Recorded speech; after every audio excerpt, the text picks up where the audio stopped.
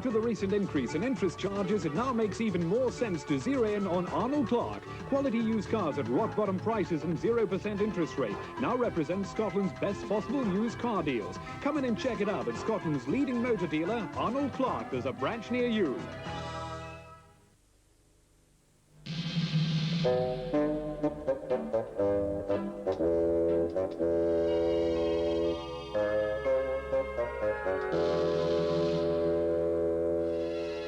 Some people are fortunate enough to have ESP.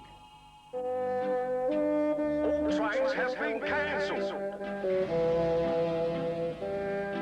ESP slim panatellas for those who seek perception. Grip, go, grip, stop, turn, stop, still, jump, turn, stop, kill. The high-tech squash. Grip, move, no slip. Grip, move, no slip. Grip, jump, grip, push, and grip, no slip. The high-tech Silver Shadow. Sports shoes for all movements. Non-slip, more grip, high-tech. What'll you be saving when your colour films are processed? 18 prints? Save more at Klick. 21 prints? Better still at Klick. Right up to 38 different prints for just £2.49. Brilliantly processed at your local Klick photo point. With 50 of them all around Scotland, nobody's developing faster.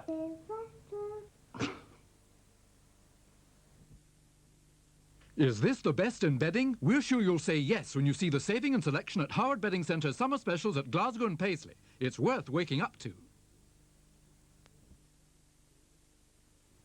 Candlerig's indoor market lights up the heart of Glasgow every Friday, Saturday and Sunday. Personal service guaranteed. Go switch on to Candlerig's now.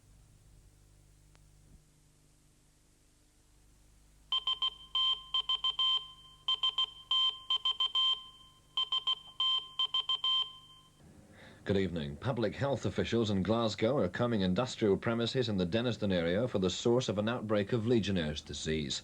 Another patient confirmed today brings the number of victims to 17, the most concentrated cluster of cases ever identified in Britain. Glasgow's Chief Administrative Medical Health Officer, Dr. George Forwell, says most of the cases began in June and the pattern suggests the epidemic could be over. The leader of a back-to-work group of miners at Bilston Glen Colliery near Edinburgh is predicting there will be steady progress in their fight to break the mine workers' 5-month strike in Scotland. Harry Fettis met the so-called Silver Birch campaigner Chris Butcher from Nottingham on Thursday. Mr. Fettis says a meeting of 25 rebel miners on Sunday pushed up today's attendance figure at Bilston Glen to 40 returnees.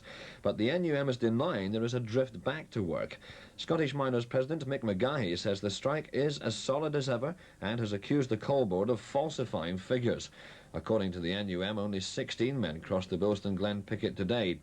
Meanwhile, in Fife, there were scuffles with police as pickets prevented 53-year-old rebel miner Jim Pearson from entering the Longannet colliery. In West Lothian, 7 miners were turned back by pickets at the gates of Polkemmet colliery. A fire has caused £30,000 worth of damage to Glasgow University Union. No one was injured, but at the height of the blaze, 5 people were trapped on the first floor and had to be rescued by turntable ladder. A youth has been detained in connection with the fire and is expected to appear in court tomorrow. The condition of a Blantyre boy is stable according to staff at the intensive care unit treating him for smoke inhalation. 5-year-old John Strachan was rescued by firemen after a blaze at his home in Burnside Crescent. 2 sisters were rescued by cleansing department workers who climbed a drain pipe and smashed a window. 3 other children and their parents were led to safety by neighbours who discovered the fire and burst open the door. Organisers of the 1986 Commonwealth Games in Edinburgh claim there's no question of an African boycott of the event, despite a tour of South Africa by an English rugby team. Chairman Kenneth Borthwick says his discussions with the Commonwealth Games Federation in Los Angeles suggest the Games are no longer endangered by what he called the shadow of apartheid. And finally, Hiroshima Day. The 39th anniversary of the dropping of an atomic bomb on Japan has been marked in Glasgow. Lord Provost Robert Gray planted a remembrance cherry tree in the grounds of Kelvin Grove Art Gallery. The ceremony was organised by Parents for Survival, an anti-nuclear group.